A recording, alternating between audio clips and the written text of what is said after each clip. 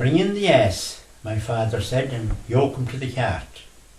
You're going for the vestment box, so it's time you made a start." Well, I was only 8 or 9, and it gave me quite a shock to be sent on such an errand to a house out in Clonbrock. The parish that we lived in then was small and rather poor, and the curate, Father Murtagh, he had no motor car for sure, but he had a big black rally bicycle with a brilliant dynamo, and it took him round the parish in hail, rain or snow. Now when the stations came around, each family played their part, and the box would be collected in a sidecar or a cart. 'Twas taken home with reverence, and work would not resume till we placed it on the table near the window in the room. Oh, I used to love the stations then, for the PP had a rule that the boy that served the station mass would get the day off school. So at many local stations I was likely to appear. I used to serve about a half a dozen every year. Now, the morning of the stations, the house was clean and bright. Everything was different, the atmosphere was quiet. The turf fire would be blazing, and the kitchen looked so quaint, and the moment you came in the door you got the smell of paint. Well, an hour before mass time the neighbours did start coming slowly up the lane, for most were well advanced in years and walking caused them pain. And as they came into the house they were greeted with a nod, for now the conversation was directed to their God. And the curate, Father Murtagh, he never once was late. My father always welcomed him, he'd meet him at the gate.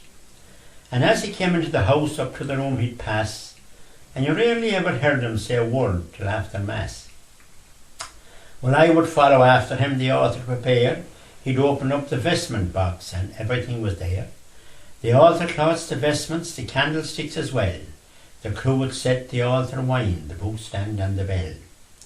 Now himself would have the chalice in a little velvet pouch, for you see at that time there were certain things that laymen couldn't touch. So he straightened out the armchair, he put the cushion on the floor. It was time to hear confessions, so I'd wait outside the door. Now I'd note all the penitents, and I used to count them as they leave, for the priest would always ask me, "Are there many to receive?" Well, I could always tell him, for I counted all the heads. Then he'd open up the little book and he'd count out the breads. Well, they'd throng into the parlour when I rung the little bell, and he'd sprinkle them with holy water to drive old Nick Jack down to hell. 'Twas a wonderful occasion, 'twas enjoyed by one and all, and I think they fully realised that the Lord had come to call. Well, the mass, it was all in Latin then, and sure no one understood, but they kept on saying the rosary, and they said it was just as good. Although the mass was all in Latin, there was little bits they'd know, like Dominus vobiscum and Et cum spiritu tuo. Now when the mass was over, they'd sit there and enthuse, while the priest took out his little book to collect the station dues. Then the women would take over, and I think it was undeserved, but the priest and the men folk first would have a breakfast served. There'd be ham and fresh tomatoes, and the best of home baked bread, and the curate, Father Murtagh, might prefer an egg instead. There'd be buns and lovely sponge cake like the neighbours used to make, and my mother, she'd be beaming when they praised her currant cake. She was nervous of some neighbours in the presence of the priest. Their table manners wasn't good, 'twas cruel to say the least. She nearly had a fit the day she seen this harmless old man. He put butter on the sponge cake and he ate it with the ham. And then there was this local lad, and he used to drive her mad. Sure, she couldn't stop him talking, and he didn't realise that his language was filthy, and half of it was lies. I was told about a station that was heard down in Carrickbeg. There was utter consternation when the curate topped his egg. See, it appears the hen was hatching, and the housewife didn't know. 'Twas a pity she disturbed her, for she hadn't long to go. Now at the breakfast table, Father Murtagh, as a rule, he'd inquire about the children and how they were doing in school. They're doing fine, Father, and that's for sure. Actually, the lady, she's an angel, but like young lad is a whore. It was I who served the stations that was held down in bands, and to help the conversation, they started telling yarns. The curate didn't mind at first. He thought it was all great fun, till your man told the yarn about the bishop and the nun. And sometimes you'd be mortified when some old man you'd see, who had this awful habit of saucering his tea. Well, those were the odd exceptions, and it cannot be denied, but country people at that time were mostly dignified. Now when the breakfast was over, the priest he'd up and go.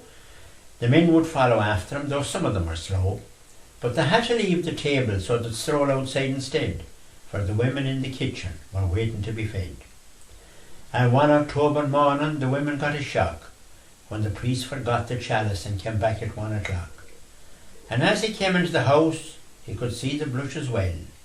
Should they try to hide the glasses, but they couldn't hide the smell. When everything was finished and the washing up was done, you'd hear laughter in the kitchen with the women having fun. And then you'd see them leaving round 2:30 as a rule, for some of them had children and they'd be coming home from school. And my parents would be saying, well, thank the Lord it didn't rain, and I hope it'll be all fine and well when this day comes again. And somewhere in the next townland another man would start. He'd be coming for the vestment box in his little ass and cart.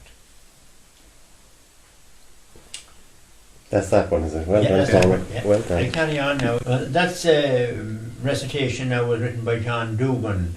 He was a guard in his time, but now retired. And it's about when the stations, which they're held in this area yet, but in most cases they have died out.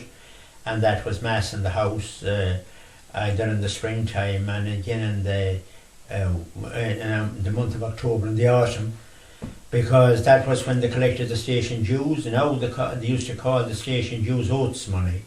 One time I think they just don't call it anything now, only station dues. Yeah. And, you know. So that's the history of that recitation now, yeah.